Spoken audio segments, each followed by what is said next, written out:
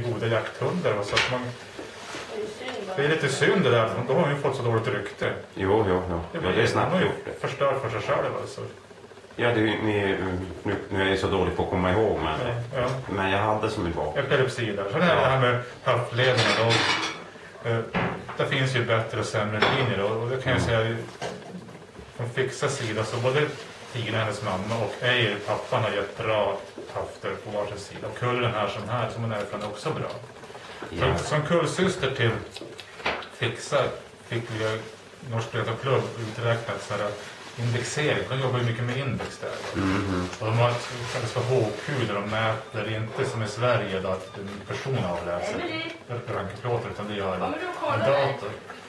Så de fick väldigt högt antiken. Och jag skulle tro att Fixa får nästan lika högt faktiskt.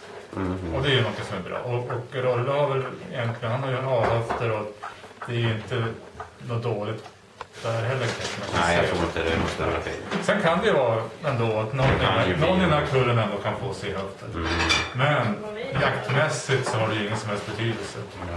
Det är när du börjar få de här D- och E-höfterna, det är då det kan bli så att de kan, när de jagar hårt med dem kanske en vecka, att du börjar se att de får lite problem kanske. Ja. Men annars ska det vara bra. Men då tycker vi vill ju gärna att man, när de är kanske 1,5 att vi rankar dem. Jo, precis. För då får man ju lite grann kvitto på att det är bra. Att aveln är gjord på rätt sätt. Ja. Att den här kombinationen verkligen var det vi tror det ska vara. Så det hoppas vi att ni gör. Han tog väl utan en kull i Laxforsen utanför Kiruna.